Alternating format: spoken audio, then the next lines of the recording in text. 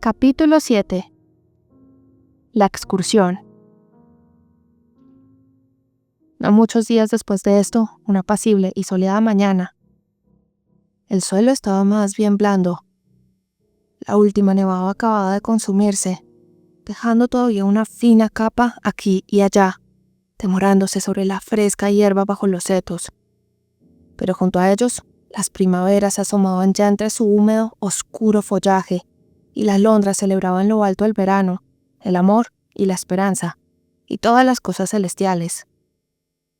Yo estaba en la ladera de la colina, disfrutando de aquellas maravillas y cuidando del bienestar de mis corderos y de sus madres, cuando, al mirar a mi alrededor, vi a 3 personas ascendiendo por el valle.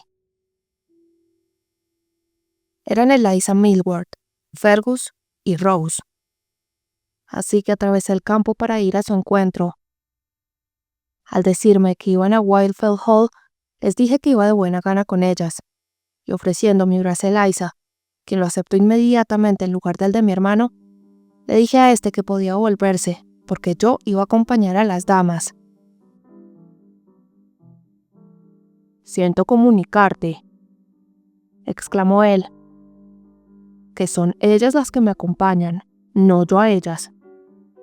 Todos le han echado un vistazo a esa maravillosa extraña menos yo, y no podía soportar más tiempo mi miserable ignorancia. Tenía que satisfacer mi curiosidad como fuera. Así que le rogué a Rose que viniera conmigo a la casa y me presentara a ella de una vez. Me juró que no lo haría menos que la señorita Eliza viniera con ella. Así que fui a la vicaría a buscarla. Hemos venido del brazo todo el camino, tan cariñosos como una pareja de enamorados. Y ahora tú la apartas de mi lado y encima quieres dejarme sin mi paseo y mi visita. Vuelve a tus campos y a tu ganado, palurdo. No estás a la altura de damas y caballeros como nosotros, que no tenemos otra cosa que hacer que husmear alrededor de las casas de nuestros vecinos, espiar sus escondrijos privados, rastrear sus secretos y encontrar defectos en sus chaquetas cuando no están hechas a nuestra medida. Tú no entiendes de placeres refinados». «¿No pueden venir los dos?», sugirió Eliza, no haciendo caso a la última parte del discurso. «Pues claro que sí», gritó Rose. «Cuantos más, mejor. Y estoy segura de que necesitaremos toda la alegría que podamos llevar con nosotros a esa habitación grande, oscura y lúgubre, con sus estrechas ventanas enrejadas y su mobiliario triste y viejo, a no ser que nos conduzca otra vez a su estudio». Fuimos todos juntos. La enjunta y vieja criada que nos abrió la puerta nos acompañó hasta un aposento semejante al escenario que Rose me había descrito como el de su primera visita a la señora Graham. Una habitación considerablemente espaciosa y de techo alto, pero apenas iluminada por la luz que entraba por las antiguas ventanas. El techo, los entrepaños y la repisa de la chimenea eran de madera de roble oscura, esta última tallada primorosamente, pero no con mucho gusto. Con mesas y sillas que hacían juego. Una vieja librería a uno de los lados de la chimenea, ocupada por una mezcla heterogénea de libros, y al otro, un viejo piano vertical. La dama estaba sentada en un sillón de respaldo alto. A un lado tenía una mesa pequeña, redonda, que contenía un escritorio y un tabaque, y al otro estaba su hijo, que de pie y apoyando un codo en una de las rodillas de su madre, estaba leyendo en voz alta, con una maravillosa fluidez, un libro que tenía ella en su regazo. La madre tenía una mano sobre la espalda del niño y jugaba abstraída con los largos y rizados cabellos que caían sobre su marfileño cuello. Me sorprendió el agradable contraste que producían con los objetos que los rodeaban. Pero, naturalmente, sus posturas cambiaron de inmediato cuando entramos nosotros. Solo pude contemplar el cuadro que formaban durante los breves segundos en que Rachel mantuvo la puerta entreabierta mientras nos anunciaba. No creo que a la señora Graham le agradara mucho vernos. Había algo indescriptiblemente frío en su cortesía apacible y serena, pero no hablé mucho con ella. Me senté cerca de la ventana, un poco apartado del grupo. Llamé a Arthur, y él, yo y Sancho pasamos un agradable rato juntos. Mientras las dos jóvenes hostigaban a la madre con su charla, y Fergus, sentado enfrente con las piernas cruzadas y las manos en los bolsillos de sus pantalones, se hundía en su asiento, mientras miraba al techo o a su anfitriona, de una forma tal que de buena gana le hubiera sacado a puntapiés de la habitación. Silbaba por lo bajo un fragmento de una de sus tonadas favoritas. Interrumpía la conversación o colmaba una pausa. En cuanto ésta se presentaba, con comentarios y preguntas sumamente impertinentes. Una de estas veces dijo: «Señora Graham, me extraña que haya elegido usted un lugar tan destartalado y tan ruinoso para vivir. Si no tenía usted los medios para restaurar y ocupar la casa entera, ¿por qué no alquila una pequeña casita?» «Puede que sea demasiado presuntuosa, señor Fergus», contestó ella sonriendo. «Puede que me sintiera especialmente atraída por esta mansión anticuada y romántica, aunque, en realidad, son muchas las ventajas que tiene sobre una casa pequeña. En primer lugar, como puede usted ver, las habitaciones son más amplias y aireadas. En segundo lugar, las piezas vacías que no pago pueden servir de cuartos trasteros, en el caso de que tenga algo que guardar en ellas. Y sirven para que mi hijo pueda correr los días de lluvia que no puede salir. Y finalmente hay un jardín en el cual él puede jugar y yo trabajar». Luego, volviéndose hacia la ventana, continuó: «Como verá, he plantado ya algo. Hay un plantel de verduras tempranas en aquel rincón, y allí algunas campanillas de invierno y primavera que ya están en flor, y allá también un croco amarillo que se abre al sol. Pero, ¿y lo mal situada que está? Con los vecinos más cercanos a 3 kilómetros de distancia y sin nadie que venga ni pase por aquí. Rose se volvería completamente loca en un sitio así. No puede vivir sin ver media docena de sombreros y trajes nuevos al día, por no hablar de lo que se oculta tras ellos. Pero usted debe de pasarse todo el día sentada mirando por la ventana, sin ver otra cosa que alguna vieja que lleve sus huevos al mercado». No estoy segura de que la soledad del lugar no me pareciera una de sus cualidades más recomendables. No hallo el menor placer en ver pasar a la gente por las ventanas, y me gusta estar tranquila. «Oh, eso es como decir que preferiría usted que nos ocupáramos de nuestros propios asuntos y la dejáramos en paz». «No, un trato excesivo me disgusta, pero si tengo unos pocos amigos, naturalmente me gusta verlos de vez en cuando. Nadie puede ser feliz estando siempre solo. Por lo tanto, señor Fergus, si decide entrar en mi casa como amigo, le daré la bienvenida. Si no, debo confesar que preferiría que se mantuviera alejado de ella». Y volviéndose, hizo algunas observaciones a Rose y a Eliza. «Señora Graham», dijo él de nuevo al cabo de 5 minutos. «Mientras veníamos hacia aquí discutíamos una cuestión que puede dilucidarnos con facilidad, ya que principalmente se refería a usted. Y es que a menudo discutimos sobre los asuntos de nuestros vecinos, y nosotros, las plantas indígenas de este suelo, nos conocemos desde hace tanto tiempo. Hemos hablado los unos de los otros tan a menudo que estamos hastiados de este juego. Por lo tanto, la llegada de una extraña supone una contribución inapreciable a nuestras agotadas fuentes de diversión. Bueno, la cuestión, o cuestiones, que le pedimos que resuelva...». «Sujeta la lengua, Fergus», gritó Rose, presa de temor y de ira. «No quiero. Los enigmas que le pedimos que resuelvan son estos. Primero, en lo que se refiere a su nacimiento, extracción y anterior residencia. Algunos la toman por extranjera y otros por inglesa. Algunos por procedente del norte y otros del sur. Algunos dicen...». «Está bien, señor Fergus, le diré que soy inglesa. No veo qué razón podría tener nadie para dudarlo, y que nací en el campo. Ni muy al norte ni muy al sur de nuestra feliz isla. Y que en el campo pasé la mayor parte de mi vida. Y ahora espero que esté satisfecho, porque no estoy dispuesta a contestar a ninguna otra pregunta por el momento». «Excepto esta...». «No, ninguna más», dijo ella riéndose, y a continuación dejó su asiento y buscó refugio en la ventana cerca de la cual yo estaba sentado.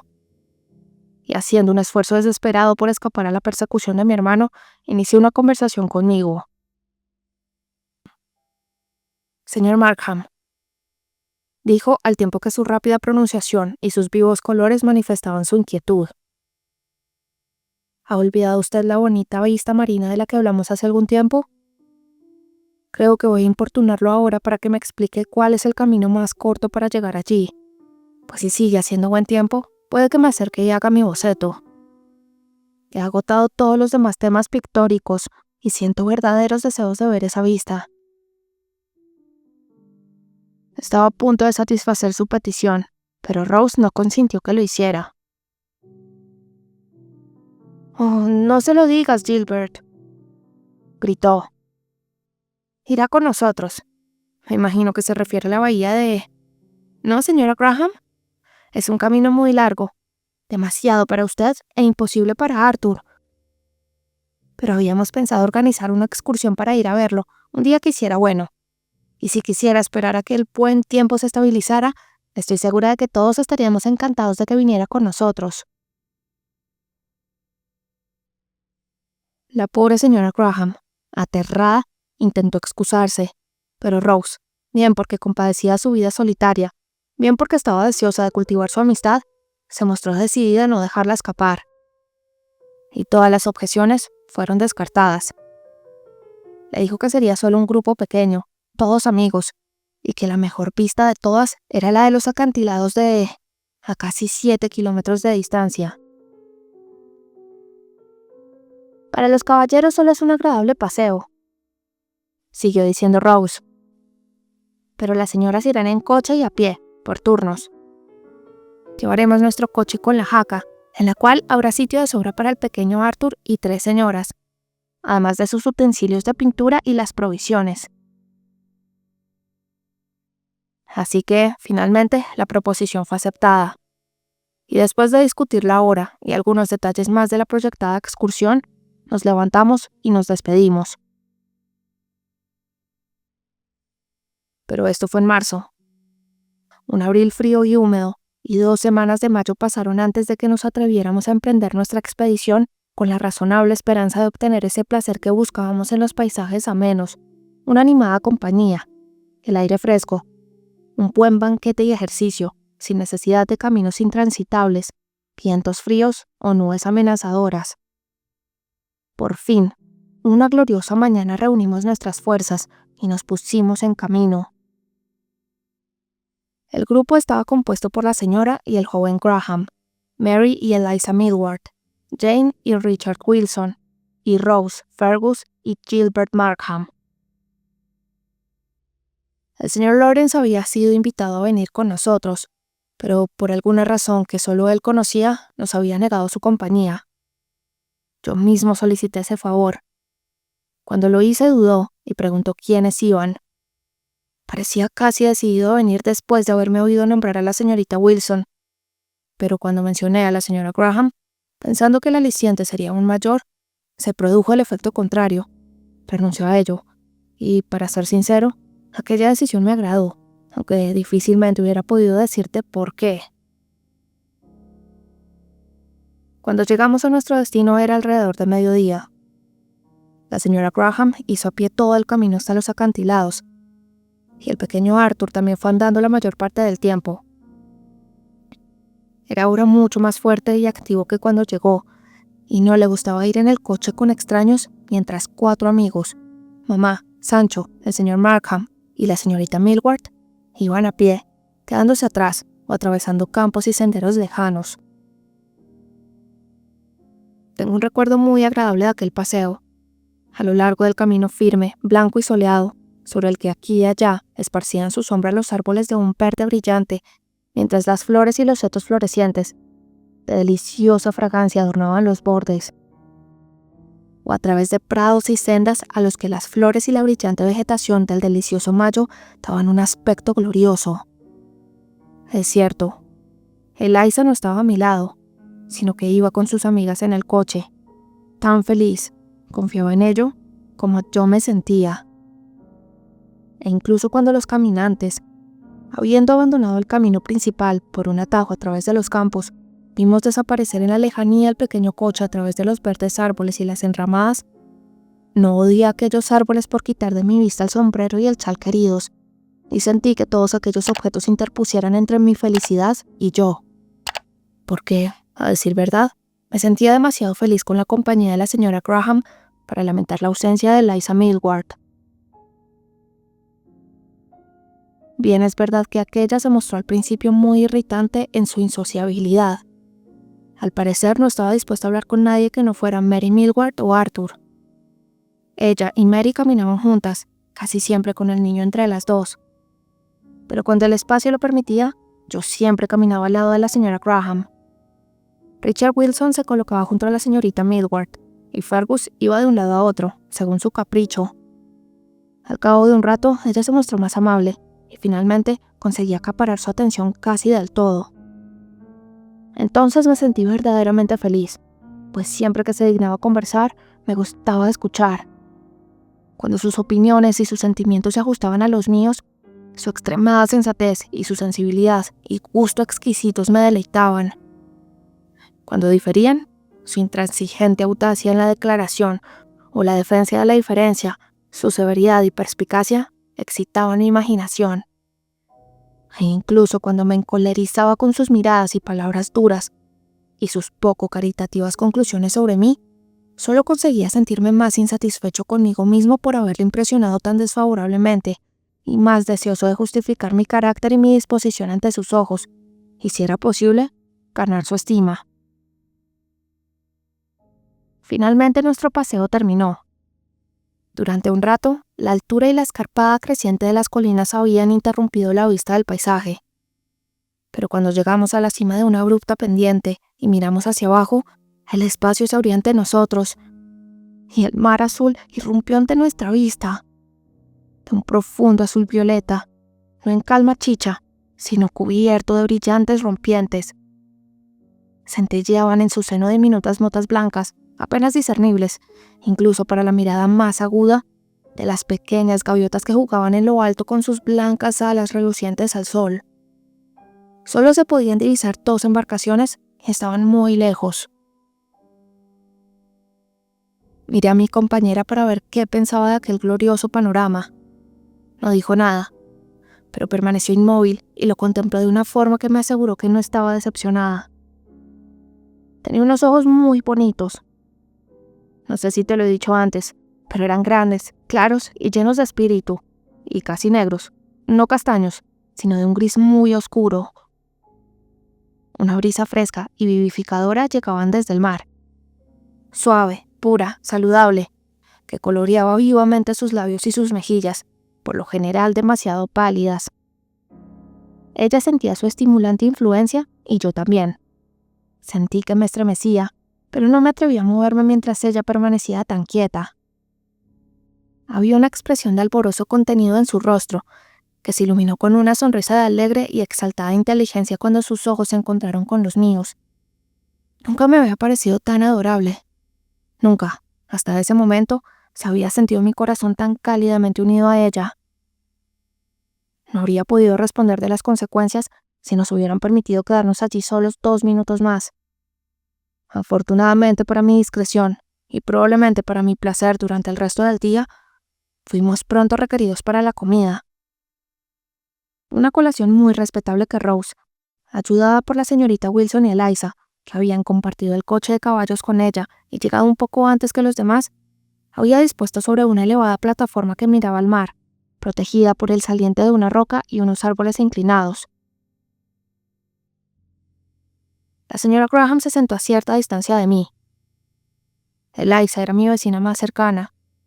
Se esforzó en mostrarse amable, a su manera cortés y discreta, y estuvo, sin duda, tan fascinante y encantadora como siempre, aunque yo no pudiera notarlo. Pero pronto mi corazón latió por la señora Graham una vez más, y todos nos sentimos contentos y felices, que yo sepa, a lo largo de nuestro prolongado almuerzo.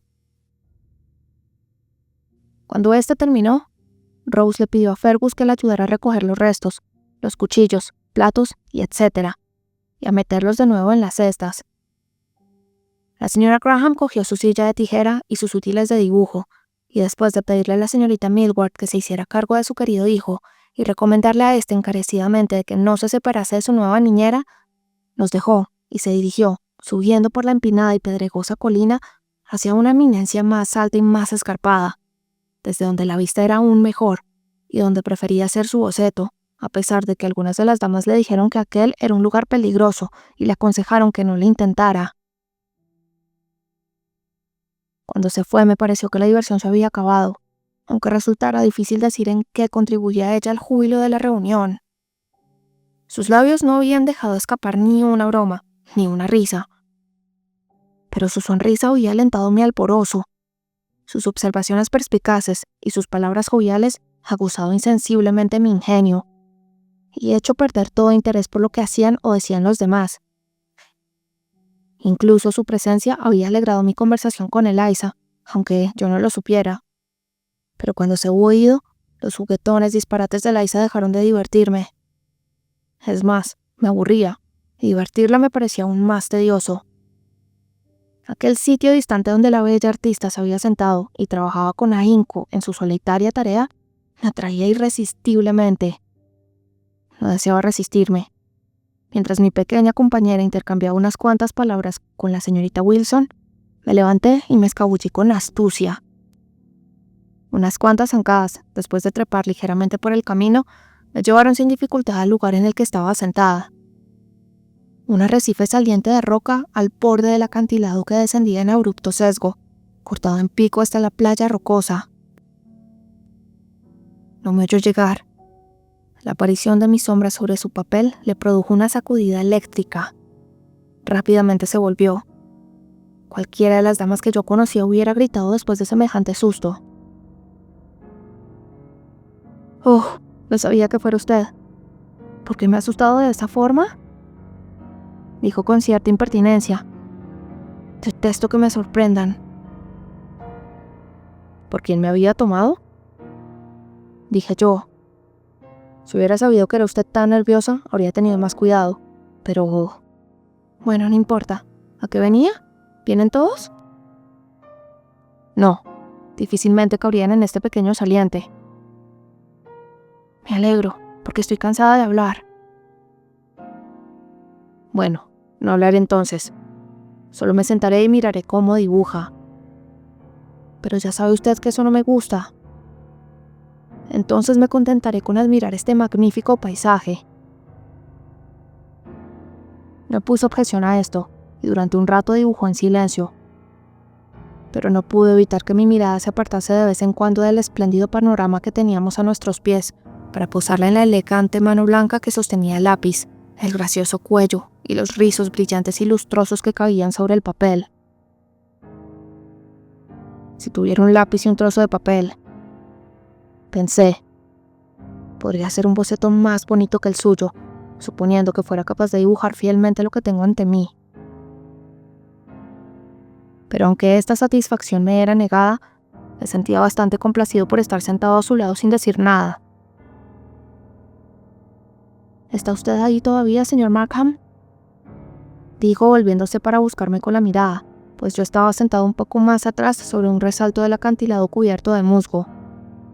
¿Por qué no va a divertirse con sus amigos? Porque estoy cansado de ellos, como usted, y tendré que soportarlos mañana, o en cualquier otro momento. En cambio, es posible que no tenga el placer de volverla a ver durante no sé cuánto tiempo. ¿Qué estaba haciendo Arthur cuando se vino usted? Estaba con la señorita Millward, donde lo dejó. Bien, pero esperando que mamá no tardara mucho. Por cierto, no me lo confió usted a mí. Gruñí, a pesar de tener el honor de una amistad más larga. Pero la señorita Millward tiene el arte de atraer y divertir a los niños, aunque no sé si servirá para algo más. Añadí sin darle importancia. La señorita Millward tiene cualidades muy estimables, que usted no puede esperar percibir o apreciar. ¿Quiere decirle a Arthur que estaré allí dentro de unos minutos? Si es así, esperaré, con su permiso, a que pasen esos minutos. Luego puedo ayudarla a bajar este difícil camino. Gracias. En ocasiones como esta me las arreglo mejor sin ayuda. pero al menos podré llevarle la silla y el cuaderno de dibujo. No me negó este favor, pero yo estaba bastante ofendido por su evidente deseo de desembarazarse de mí, y empezaba a arrepentirme de mi perseverancia cuando me apaciguó un poco requiriendo mi juicio y mi gusto para resolver una duda que le planteaba su dibujo. Mi parecer, afortunadamente, mereció su aprobación, y la solución que le sugerí fue adoptada sin vacilaciones. Muchas veces he deseado en vano, dijo ella, poder contar con el juicio de otras personas cuando no podía confiar en mis ojos y en mi cabeza, por haber estado estos tanto tiempo ocupados en la contemplación de un solo objeto, que no eran capaces de formarse una idea al respecto. Ese, contesté yo, es solo uno de los males a los que la soledad nos expone. Cierto, dijo ella, y volvimos a sumergirnos en el silencio. Aproximadamente 2 minutos después, sin embargo, declaró que había completado su esbozo y cerró el cuaderno. Al volver al lugar de nuestro almuerzo, descubrimos que todos lo habían abandonado, excepto 3: Mary Millward, Richard Wilson y Arthur Graham.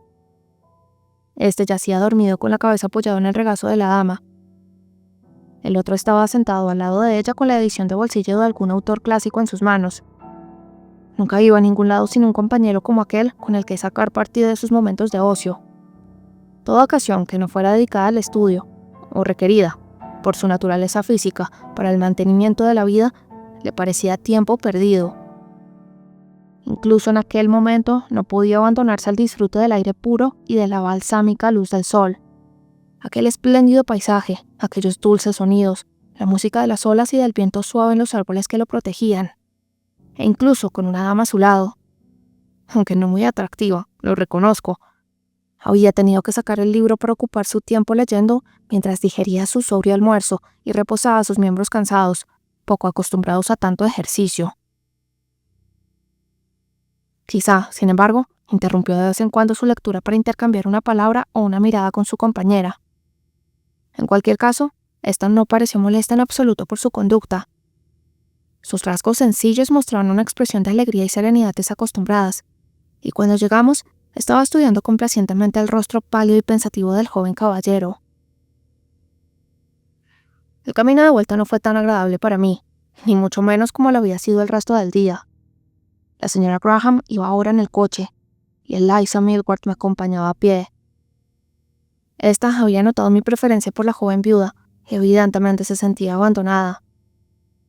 No manifestó su disgusto con reproches mordaces, o un silencio hosco y enfurruñado. Todos, o cualquiera de estos medios, los habría soportado fácilmente, o me habría reído de ellos. Lo di a entender con una especie de gentil melancolía, una tristeza reprobadora, dulce, que me llegó al corazón. Traté de animarla, y aparentemente tuve cierto éxito en mi intento antes de terminar el paseo. Pero al hacerlo, mi conciencia me lo recriminó, pues sabía que más pronto o más tarde el lazo debía cortarse. Aquello no era más que alimentar falsas esperanzas y aplazar el día fatal.